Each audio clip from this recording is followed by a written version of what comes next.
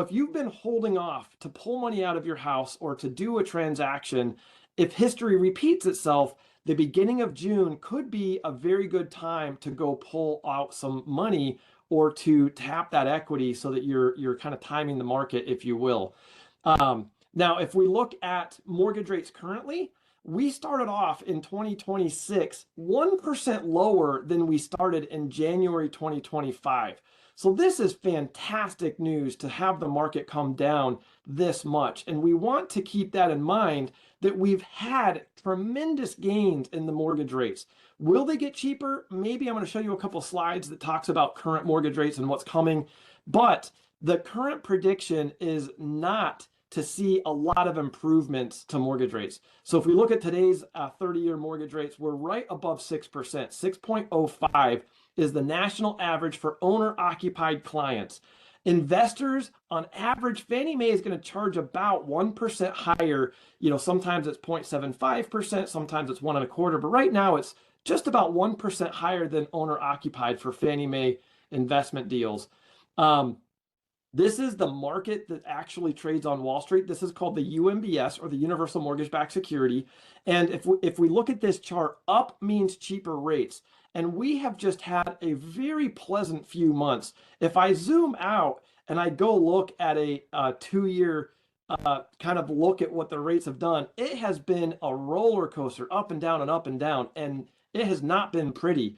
But 2 years ago, we saw like September 23rd or 13th, 2024 was about the cheapest rates we've seen in the last 2 to 3 years. And we are hovering right at that same level right now. So when you look at mortgage rates, this is a good time to be borrowing.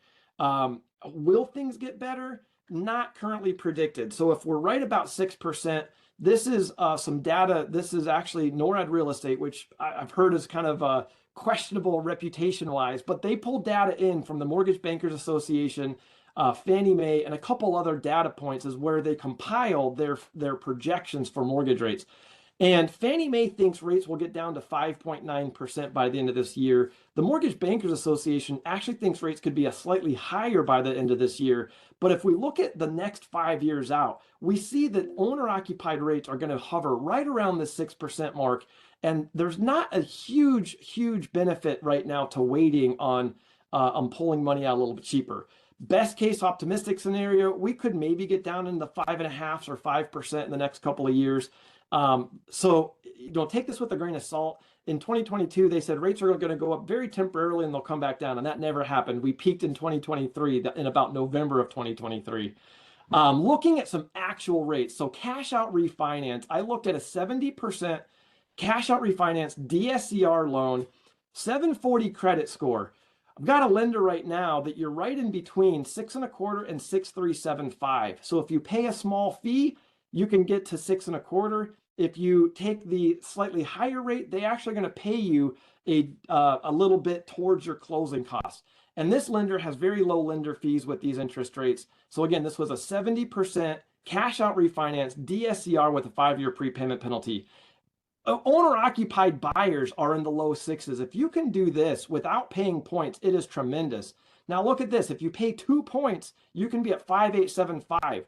Man, as an investor, I've been lending for 28 years, and there's maybe 3 years in my entire career outside of COVID where investors could be in the 5s. It's very unnormal to be lower than 6% as an investor in recent times. We are in some cherry rates. If you're looking to do a purchase right now, 740 credit score, so again, not very perfect, 20% down, you're looking at 6.625, and they're going to pay a little bit of your closing cost, or 6.5, and you're going to pay a tiny fee to get that 6.5 rate. Anytime you make an offer, I always suggest you get at least 2% of the sales price towards closing cost. If you apply that 2% to your rate, you could be at 6.125 today with 20% down. It's tremendous. A lot of lenders in the DSCR space allow you to get up to 6% of the sales price and closing cost. If you're not always asking for 2%, you're making a mistake. You should always get at least 2% on every purchase so that you're financing some of your closing cost. And if you just get 2% on 10 purchases, that's another 20% down for your next purchase. Now, I just did a quick 25% down, 740 credit score, 5-year prepayment penalty. This is today's rates. I searched for this lender in Texas. You're looking at 6.375 for 0.16 points, 25% down. Now, if you get 2 points, you could get it down into that 6% range. It is tremendous. Real quickly, I have a video drop in. You can see me on Chad Carson's show, or Coach Carson. If you go to his videos and his playlist, you can see a bunch of videos I've done with him. We have a new video coming out next week that's going to teach investors how to buy more properties with less money out of pocket. So I wanted to keep this short and sweet. There's a quick market update. Jump on my calendar. I look forward to working with you, and have a fantastic 2026. Awesome, my friend. That was great, Brian. Thanks. Thanks for Trying to keep sharing them it. short and sweet, buddy. That's perfect. We're running behind too, so I appreciate you. Thank My you, my pleasure. friend. Anybody has any questions for Brian, make sure you drop it in the chat. And let's move along with one of my favorite guys ever, and I don't say that lightly, Mr. Aaron Jennings. Let me find you here. And let me see if Geraldine can find him. Yeah, you muted. Oh, I see him. Should I make him a panelist? Yeah, Aaron, can you hear me? I can unmute, but I can't turn my camera on. I don't have any settings there. And I got you there. Oh, Geraldine's got you. What, do you want me to make him a panelist? Yes, we are kicking off the Kingdom Edge. It's going to be a 5-minute bite by Mr. Aaron Jennings, the full-time. He runs Watch Missions Live full-time. So, Aaron, can you hear me? Okay. I can. Do you have an option now? There you are, Aaron. There we go. Let's see here. I'm making sure I got my settings in the right place. All right, sounds good. Do you have are you sharing anything on the screen or no? Nope, I'll just talk again.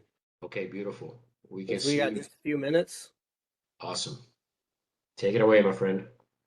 All right. Well, yeah, as Felipe said, my purpose here is to basically just bring in God to the business. And so we call it the Kingdom Edge, and we talk about how God and your business kind of work together. Today, I want to talk about systems that outlive the builder. So when scripture talks about an inheritance, it assumes something that most people miss. Inheritance requires structure. You can't pass on what only exists in your head. Proverbs 13:22 says a good man leaves an inheritance to his children's children.